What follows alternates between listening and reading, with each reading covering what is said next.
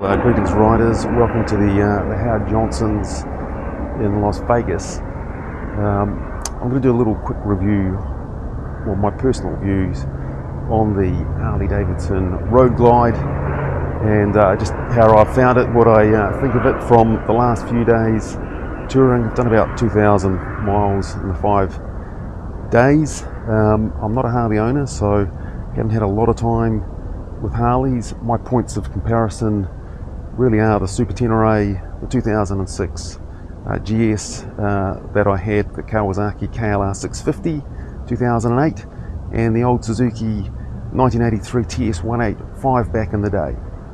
I also rode a Harley Blackline in Dubai, or in the United Arab Emirates, for a day up into the mountains. So those are the sort of the comparison, I suppose, that I have got. First thing that I'd say is that this bike is an absolute mile-munching comfort machine. It is huge. It is heavy. It looks mean.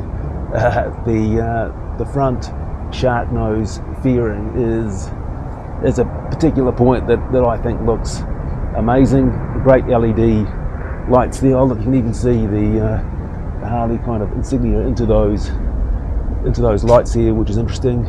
Halogen lights though on the turn signals. Good crash bars.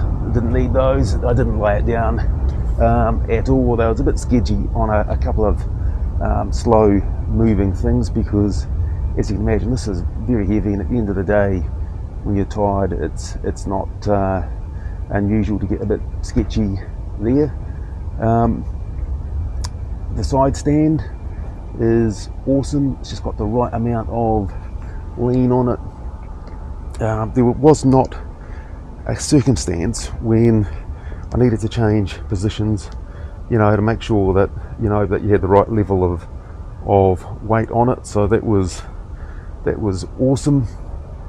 The front rims, they took an absolute hammering on the way over to Flagstaff. The road conditions were so bad, and you're doing 75, 80 mile an hour, maybe a bit more, and they were just getting a hammering with some of the road conditions there. That's a necessary item over here in terms of insurance when we're stopped. In terms of comfort, for me at least, I'm 6'4". That screen there just isn't quite high enough, so I was getting quite a bit of buffeting up here. I think I've seen versions that do come up a bit more, and that really would have topped things off for me. The hands are relatively well protected there, because there's no sort of fairing around there like I'm used to with the GS and the Super Tenere. And the big thing, of course, that we're missing, well, I know, but you don't, is heated grips. It does not have heated grips as standard, and so that, in my mind, in these conditions, made it a bit tougher, but did pretty well with the gloves that I had. A great selection of bags there, as you can see with the panniers. The back box in particular is an absolute monster. I don't have the keys with me, but you can just see how big that is. It would take 2 helmets easily. It may even fit a third in it, so that is super helpful. The back seat, I think this is sort of like a touring option, having this, both that pannier there and that back armrest. That really does look like an armchair. It's quite classic, actually. I wonder if I can get onto it while we're here. That'd be a bit of a laugh. I certainly, to get a bit of comfort, sat back there a couple of times to try it out. Let's have a look. Hopefully without toppling it over. Oh yeah, I can confirm that that would be very comfortable.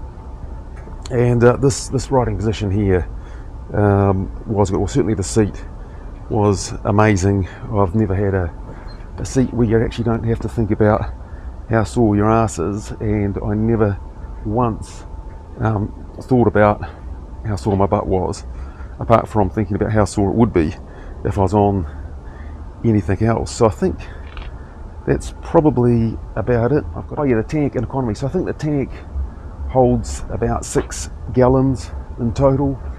Opens up here. Some people say it would be better if it opened up the other way. It'd be easy to fill. I'd agree with that.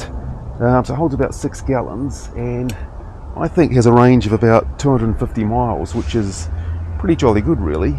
And the fuel economy, according to the trip clock, I think it averaged about 54 miles to the gallon, which is actually a lot better economy than the Super Tenere does. So those are my impressions on the Harley Road Glide Touring Edition. What an absolute weapon, a hugely faithful machine on the road with you, going over some of those, you know, mountain passes and different things. Never once did I feel that it was lacking. The power, when it comes on, it's like a big buttery truck coming up behind you and giving you a big nudge. It just rolls on, and the whir of that engine and pipes, it sounds like an absolute rolling thunderstorm. It's absolutely marvellous. I'd love to have one of these in the garage, but obviously need the adventure bike too. But yeah, great bike, great fun. See you on the road.